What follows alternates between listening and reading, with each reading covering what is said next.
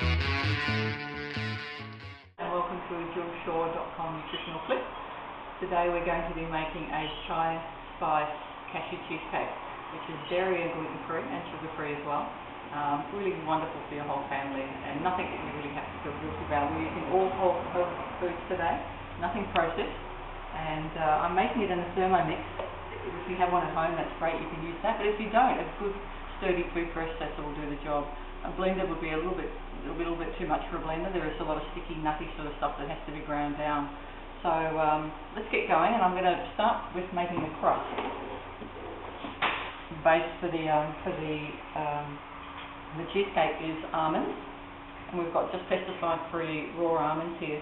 But if you did have some issues with digestion and you wanted to soak these almonds first and then dehydrate them, maybe have the oven at 100 degrees and dehydrate them for a couple of hours and then process them, they would certainly be so much easier for you to digest. And but for today we're just using a raw almond. So they go in. We're using cacao powder, a raw cacao powder, which is not cocoa, it's cacao, so sugar free. And we're going to put in 5 tablespoons of cacao. So the crust for this is almonds and dates. Well, I find it generous. Tablespoons of cacao, because cacao is wonderful nutritional food. High in antioxidants. High in antioxidants, yes, high in antioxidants. Relatively low in carbohydrate because it hasn't got the added sugar. Yeah. Yeah, and lots of magnesium as well. Yep. Yeah, very, very good. So from there we also need to have a cup of dates. Now I've got fresh dates here that I've taken the pit out of, but if you're using dry dates, that's fine if that's all you have at home. Just add a little bit of extra coconut oil, just to make it a little bit sticky so that it binds together. So you can see I'm just chucking everything in, one after the other, and that's the way it goes. And a pinch of sea salt. So not iodized, not table salt. We want good quality, just a really lovely pinch of fresh salt, maybe a little bit more. And that just goes straight in there. And from there, we're going to put the lid on. It'll be a bit noisy. You just simply need to tip it into a pan. And I've got quite a big one here because this actually makes a really huge family size or dinner party size quantity. And just like any crust, you just need to smooth it out and then start pressing it down. And you'll find that it will just stick to itself really, really nicely. It makes a really, really beautiful crust. And what I'm going to do with this once we've done this is just throw it in the freezer or in the fridge. In this container here I've got the raw cashews, I should say, which have been soaking for 4 hours. So I'm just going to drain those now and put them into the Thermomix and then get a few other ingredients ready while Jules just tells you quickly and briefly why we soak our nuts and grains and seeds. So we soak them to deactivate enzymes that stop us from assimilating our minerals in our digestive tract. So if we don't soak nuts, grains and seeds, they have phytic acid in them, and what it will do is it will bind with minerals like calcium, magnesium and phosphorus. Do you want to tell people what you're putting in there? Okay, cool. So we won't then be able to digest a lot of the minerals that we're taking in. So when we soak nuts and grains and seeds, basically it allows that phytic acid to be denatured, because nuts and grains and seeds are meant to be able to make it through the digestive tracts of birds and out the other end to germinate. So they've got protective cases on them called phytic acid, and we really need to inhibit those just by soaking them. And we can either soak them or we can soak them and dry them out so they've still got that crunchy consistency. So I'll give you back to Sheryl and tell you what she's putting in. So what I've been doing just while Jules has been talking to you there is just putting in some of the spices, because it is a chai spice cheesecake. We've got cinnamon, cardamom and nutmeg, and I've just been dropping those in right on top of the cashews into the Thermomix. And you would do the same in your food processor. Everything just goes in together, one thing after another. So we've got almond milk that needs to go in as well, which is a really nice alternative to dairy, and it's just a simple, pure harvest organic almond milk, and that just goes in there as well. All just drops in there beautifully.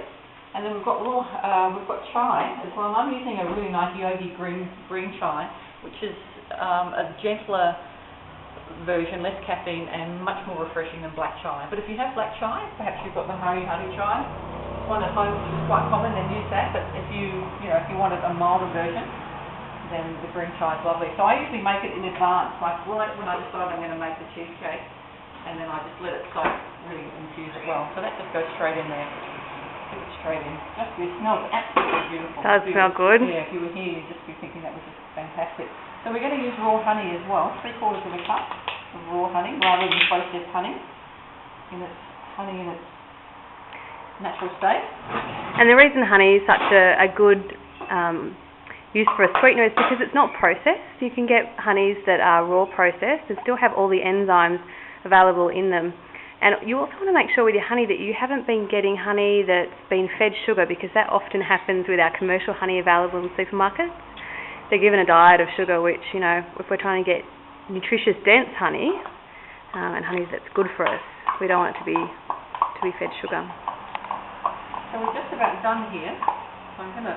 I almost asked you to talk about agave, Sheryl, but we might leave that for another time. Yes, yeah, we will. We'll just look at what we're doing here and getting this gorgeous cheesecake in the fridge.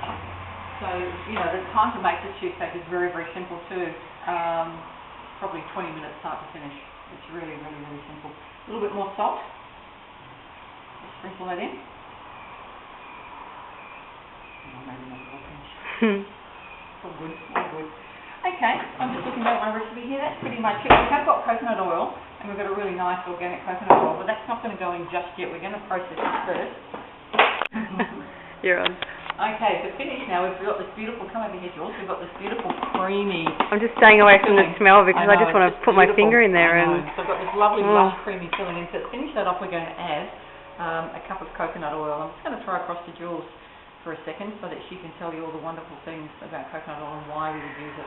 Yeah, well, it's one of the best fats that we can use. Sheryl's using an organic,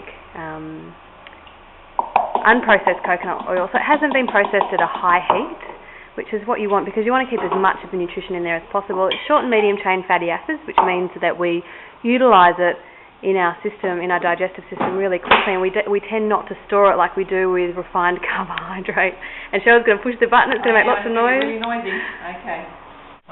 Okay, so we've zizzed it all together now. If you just look at the consistency of this, it's just absolutely lush.